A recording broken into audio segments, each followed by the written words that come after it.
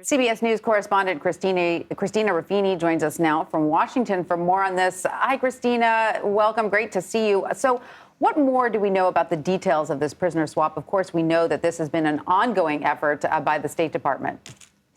One thing we're really hearing both from state officials and White House officials this morning is this was a one-for-one swap, right? And there's some controversy there because Paul Whelan has been there for about 4 years, if not more. I think the anniversary is coming up this month.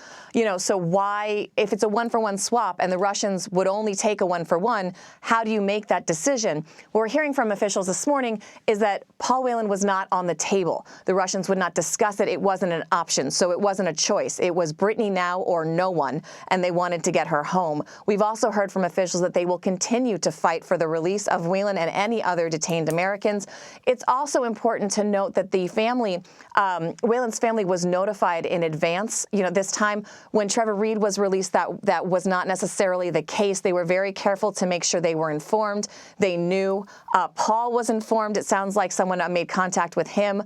So the family is, of course, upset that their loved one isn't coming home. But we got a very gracious statement from his brother saying, they don't begrudge Brittney getting out. They're happy for her. They're happy for her family. But they're going to continue to fight for Paul to come home.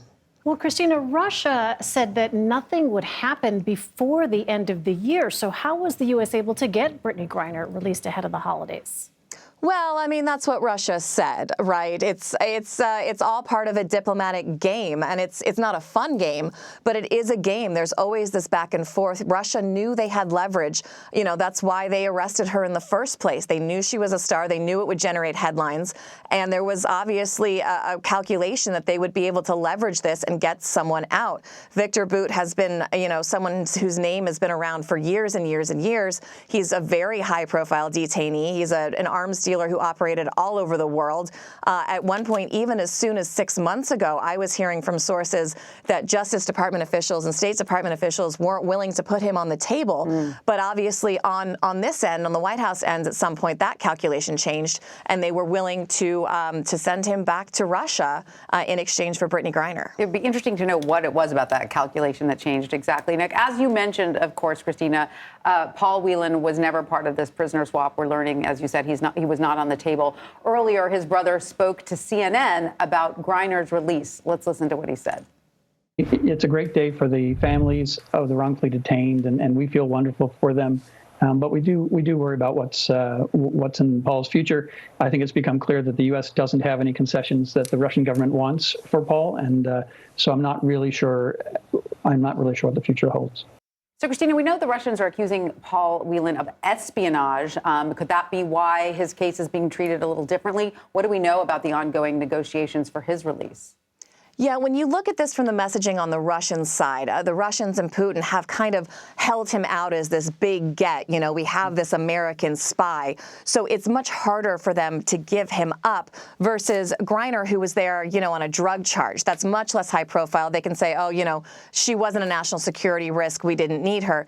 They've also treated Whelan as a flight risk, and his time in prison has been intermittently incredibly difficult. He's being, sometimes woken up every 2 hours to make sure he hasn't escaped. He's sometimes he gets consular access, sometimes he doesn't.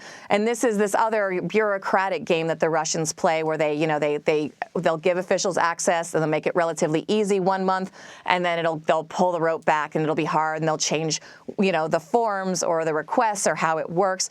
And this is pretty standard for the way that government operates, but it makes life in these prisons harder and harder.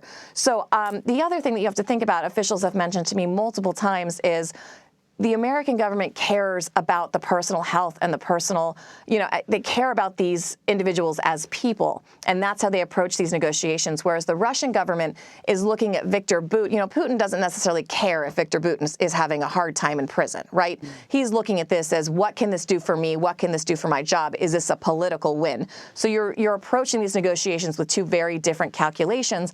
And in some instances, it can put the U.S. on the back foot because they do have that overarching desire to, help their citizens, to make sure they're not being given a hard time in prison. There are more competing interests on the U.S. side than on the Russian side, which, officials there approach this much more from a strategic, geopolitical, what can this do for me lately kind of standpoint. For sure. Two different angles. Christina, thank you so much for that. We appreciate it.